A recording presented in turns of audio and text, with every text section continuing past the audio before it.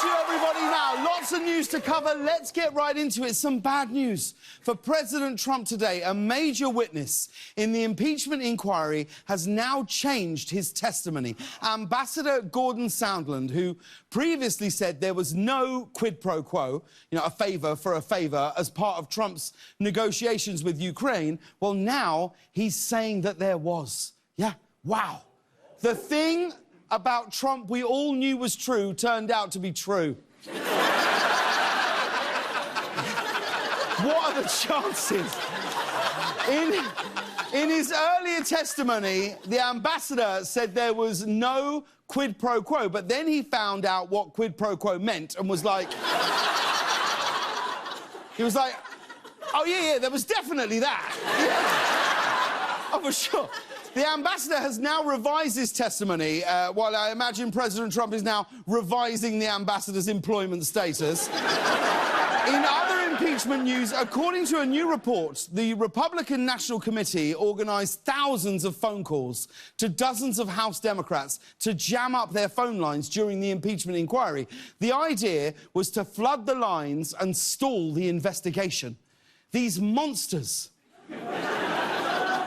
phone calls to a landline. If they left voicemails too, they should be charged with war crimes. Now, here's the problem with calling someone to jam up their phone lines. You're also jamming up your phone lines. You're like, ha, I showed them. They were stuck on the phone for hours, whereas I was also stuck on the phone. They made 11,000 phone calls. You know it's not a good sign when Republicans are acting the same way I did when my high school girlfriend broke up with me. Moving on, during an interview to promote his new book, Donald Trump Jr. said that his father monitors his social media and will tell him to calm down when he gets, quote, a little hot on social.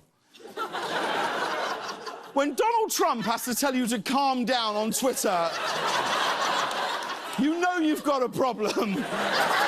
Trump warned Donald Jr. that his son's social media presence was getting a little hot, making this the first time anyone in the Trump administration has acknowledged that an increase in temperature was man-made.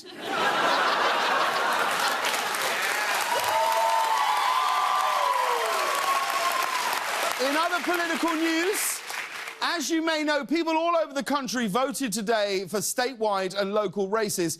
But President Trump seemed to be obsessed with another kind of voting, because he tweeted, vote for Sean Spicer on Dancing with the Stars. He is a great and very loyal guy who is working very hard. Hashtag MAGA. Now, if you don't remember Sean Spicer, he is Trump's former press secretary. Here's what he looked like then. Here's what he looks like now. While working for Trump, Spicer was often accused of going on television and lying to the country. And he continues to do just that by going on Dancing with the Stars and referring to himself as a star. Why is Sean Spicer even on Dancing with the Stars? Politicians don't belong on entertainment shows. These shows are for celebrities, not political figures.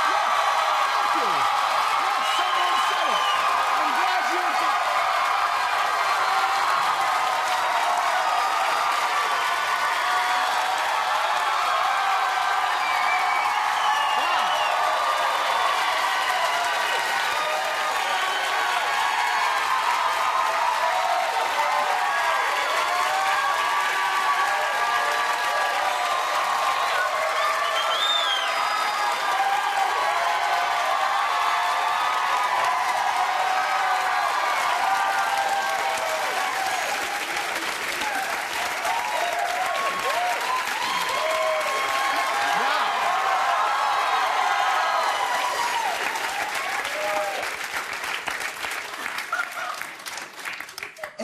Chelsea Clinton, what are you doing here?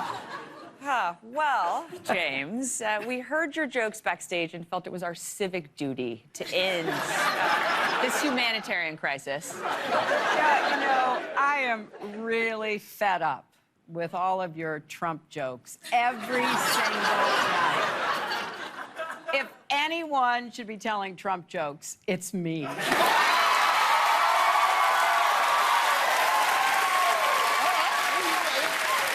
got something to say about Donald Trump trying to get votes for Sean Spicer on Dancing with the Stars? The stage is yours. Go for it. Go and get in it. Sure. Actually, I do, because, you know, I can't blame Trump for trying to help Sean Spicer. But if there's one thing we've learned, it's that these guys really can't win the popular vote.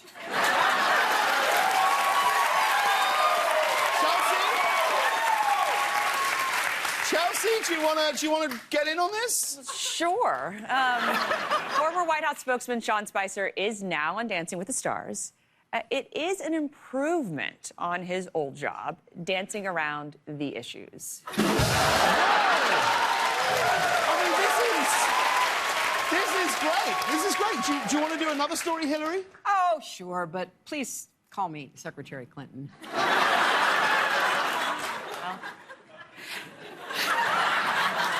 Okay. Apologies, Secretary Clinton. Chelsea, did you see that the New York Times just analyzed all of President Trump's tweets? I did. There were some pretty shocking revelations. For example, 50% of Trump's tweets have been attacks on people. But 100% have been attacks on the English language.